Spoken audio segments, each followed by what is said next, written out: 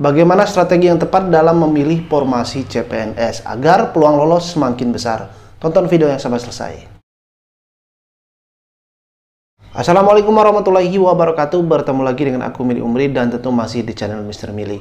Nah, di video kali ini kita akan sharing ataupun bahas berkaitan dengan tips, trik ataupun strategi cara kalian untuk memilih formasi yang mana yang peluang lolosnya itu besar. Agar saat nanti CPNS 2023 itu dibuka, kalian tidak salah pilih formasi, ataupun formasi yang kalian pilih itu memiliki peluang lolos yang tentunya akan semakin besar. Dan beberapa hal ini kita akan bahas, tentu kalian wajib tonton video ini sampai selesai. Hal pertama yang wajib kalian tentukan adalah pilih spesifikasi ijazah yang akan kalian gunakan. Jadi dalam mendaftar CPNS itu tentu ada beberapa formasi dan instansi yang nanti akan dibuka. Dan beberapa formasi itu memiliki kualifikasi ijazah yang berbeda-beda. Ada instansi ataupun formasi yang meminta kalian untuk melamar atau mewajibkan kalian menggunakan ijazah S1, D3, ataupun SLTA seperti SMA, SMK, Madrasah Aliyah, ataupun paket C. Nah, beberapa formasi ini nanti kalian harus lihat dulu. Kalian ingin melamarnya atau melamar menggunakan formasi ataupun kualifikasi ijazah yang mana? Misal, kalian ingin melamar formasi penjaga tahanan.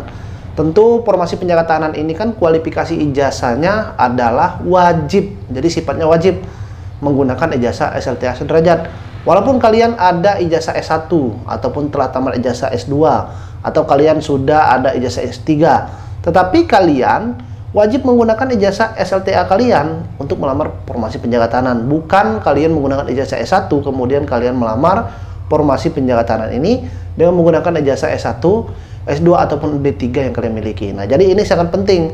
Jangan sampai kalian salah kualifikasi ijazah yang kalian gunakan saat melamar instansi yang ingin kalian lamar nantinya. Jadi tips pertama ini kalian pilih dulu. Kalian ingin melamar formasi yang menggunakan kualifikasi ijazah yang mana? Kalau kalian sudah tamat S1, kalian ingin melamar formasi ijazah S1 misalnya, silakan pilih instansi dan formasi yang menggunakan ijazah S1. Kalau kalian ingin menggunakan ijazah SLTA kalian, silakan pilih formasi dan instansi yang ingin kalian lamar yang mewajibkan menggunakan ijazah SLTA. Jadi jangan sampai salah pilih. Yang kedua adalah tentukan formasi pembukaan instansi daerah ataupun instansi pusat. Nah, ini juga sangat penting kalian wajib ketahui. Karena setiap CPNS dibuka itu pasti ada pemerintah daerah dan juga pemerintah pusat yang membuka. Pemerintah daerah itu seperti apa? Seperti CPNS misalnya di Pemprov, Pemkot ataupun Pemda. Kemudian ada instansi pusat. Instansi pusat itu seperti apa? Seperti lembaga, kemudian kementerian. Nah, ini kan berbeda. Walaupun statusnya CPNS, tetapi mereka memiliki beberapa perbedaan antara formasi pusat dan juga formasi pemerintah daerah. Tentu kalau formasi pemerintah daerah, kalian melamarnya di daerah tempat kalian atau mungkin bisa di daerah sebelah. Jadi untuk tesnya biasanya tidak jauh-jauh dari daerah yang kalian lamar. Tetapi kalau formasi instansi pusat, seperti kalian melamar di Kementerian Hukum dan Asasi Manusia, tentu nanti kalian tesnya itu minimal lah ya, minimal kalian tesnya di ibu kota provinsi. Jadi kalau misal kalian melamar formasi penjaga tahanan di Kanwil Jawa Barat, jadi mungkin tesnya nanti adalah di ibu kota provinsi Jawa Barat. Nah, itu bisa di Bandung, di kota Bandung. Tetapi kalau daerah itu biasanya kembali ke daerah sesuai dengan kalian melamar. Kalau kalian melamar di kabupaten, tesnya nanti biasa di kabupaten tempat kalian melamar. Nah, jadi ini jangan sampai kalian salah pilih. Kalian tentukan dulu mau melamar instansi daerah atau instansi pusat. Tetapi ada beberapa formasi juga untuk instansi pusat ini itu untuk tesnya itu langsung ke pusat. Jadi kalau kalian melamarnya di Provinsi Aceh, tetapi tesnya bisa saja nanti ke Jakarta atau langsung ke gedung kementerian ataupun lembaganya. Ketiga adalah tentukan kuota penerimaan. Nah, ini juga kalian patut ketahui. Karena ada beberapa formasi dan instansi yang pelamarnya atau minat para pendaftar itu sangat-sangat besar. Contoh saja kita ambil Kementerian Hukum dan Asasi Manusia, formasi penjaga tahanan dan pemeriksa keimigrasian. Dan tentu kedua formasi ini kalau membuka pelamarnya itu bisa sampai ratusan ribu. Nah, ini kan bisa kalian lihat peluang lolosnya itu walaupun cukup besar, tetapi juga saingannya juga besar. Nah, tentu untuk kekalahannya atau kalian gagal dalam mengikuti tes-tes dengan formasi pelamar yang banyak ini tentu sangat besar juga.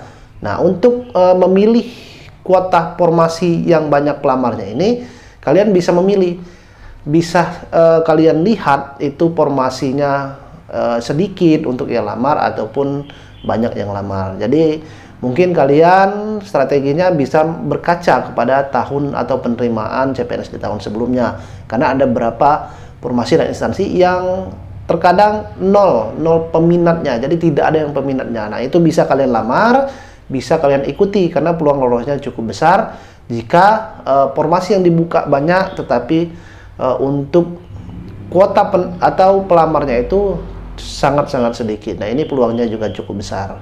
Selanjutnya adalah baca persyaratan dengan baik. Nah, ini juga banyak salah dari teman-teman karena ketidakpahaman atau kelupaan atau mungkin malas membaca. Jadi kalau setiap CPNS membuka itu pasti nanti akan diberitahu atau dikasih informasi, baik itu melalui website resmi atau melalui media sosial terkait dengan persyaratan, kemudian tahapan apa saja, biasanya berupa file PDF untuk formasi dan instansi yang membuka. Nah, ini kalian baca, jangan sampai salah, karena banyak beberapa teman-teman dari tahun-tahun sebelumnya mereka tidak jeli.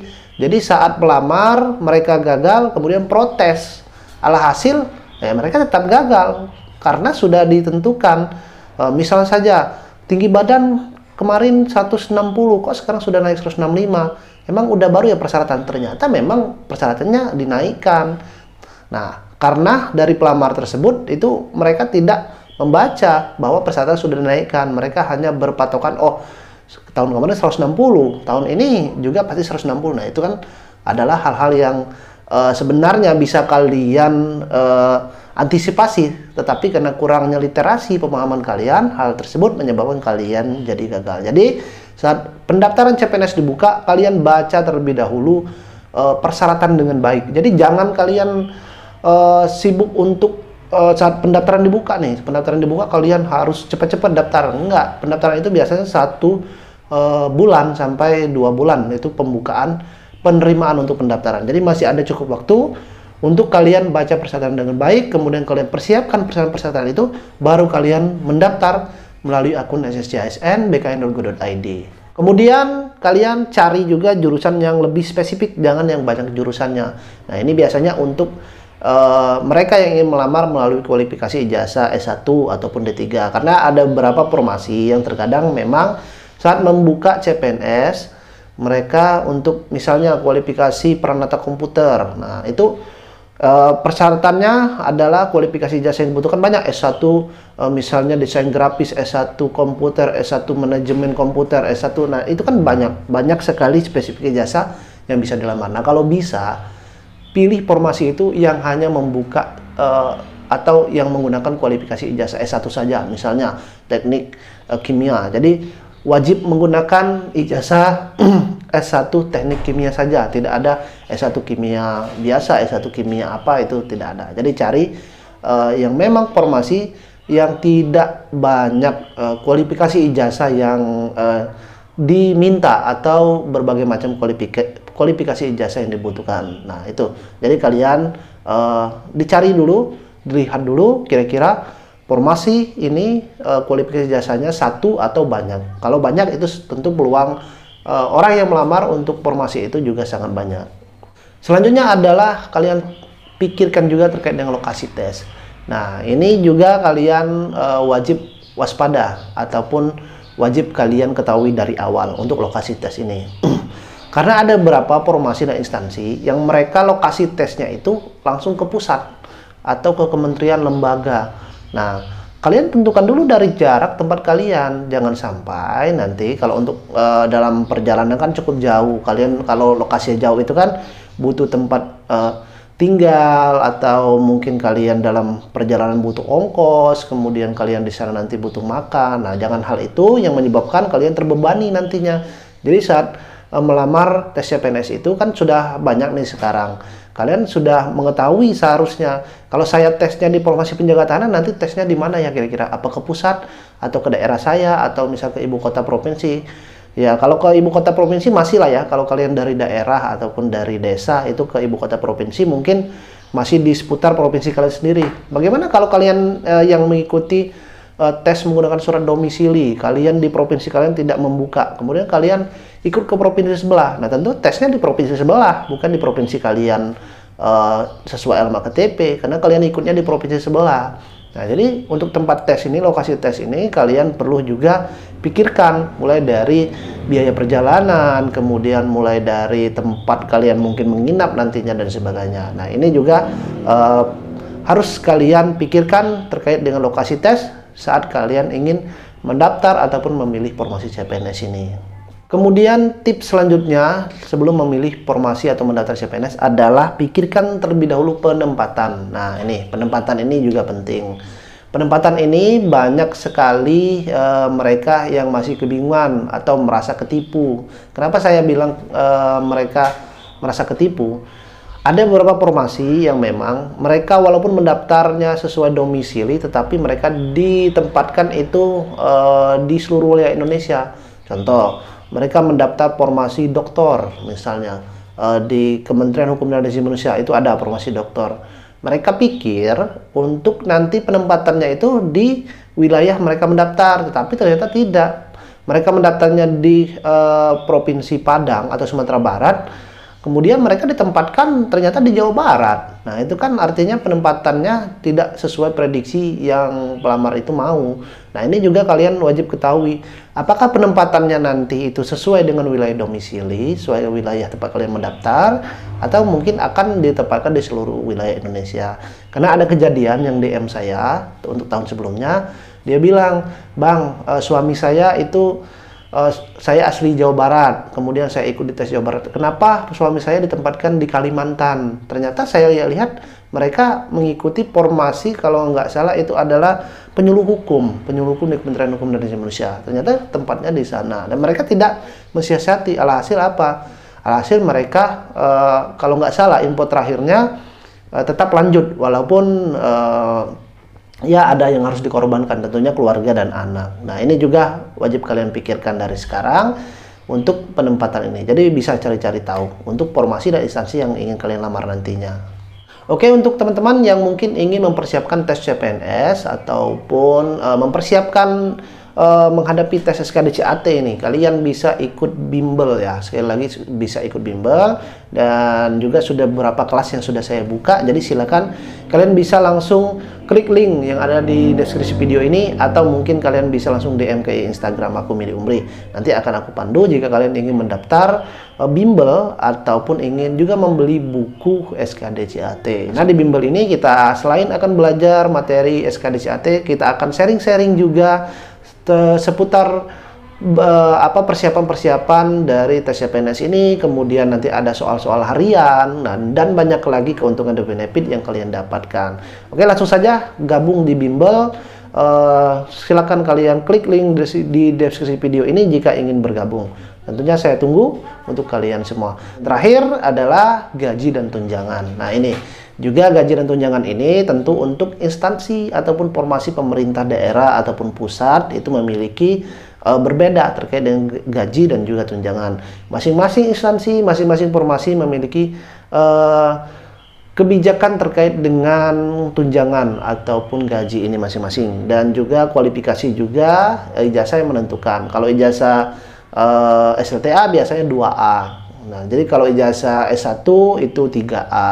Kemudian ada instansi yang memiliki tunjangan kinerjanya, ada juga yang tidak. Kemudian untuk instansi daerah dan instansi pusat itu biasanya tunjangan kerjanya itu berbeda. Nah, jadi ini kalian bisa lihat-lihat, kalian bisa searching mulai dari sekarang terkait dengan kira-kira kalau saya mendaftar formasi ini gajinya berapa, kalau saya mendaftar formasi ini tunjangannya ada atau enggak. Nah, kalian bisa browsing sekarang. Dunia digital itu kan sudah semakin luas, jadi silakan bisa kalian lihat. Tentu ini juga sangat mempengaruhi. Karena mengapa? Tujuan utama kalian ingin mendaftar CPNS adalah pastinya ingin mendapatkan gaji dan juga ya salary lah, biaya lah untuk kalian nantinya kalau lolos. Nah ini jangan sampai kalian sudah tes nanti kalian banyak ngedumelnya, kok gajinya segini, kok ini ya, padahal memang sebelum kalian mendaftar saja gajinya sudah seperti itu. Karena kalian kurang literasi ya alhasil ya kalian mungkin ngedumel dalam hati, saya sudah kerja jauh-jauh, penempatannya jauh, ternyata gajinya sekian. Kalian mau mundur ya sayang sekali karena kalian sudah melalui tahapan tes ini.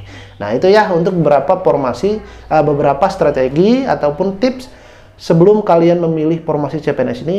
Kalian perlu pertimbangkan beberapa hal-hal yang sudah saya sebutkan tadi. Terima kasih untuk kalian yang sudah menonton. Jangan lupa subscribe channel ini, share video ini agar teman-teman bisa mendapatkan informasi yang menarik dan penting ini. Sekali lagi terima kasih dan aku akhiri. Wassalamualaikum warahmatullahi wabarakatuh.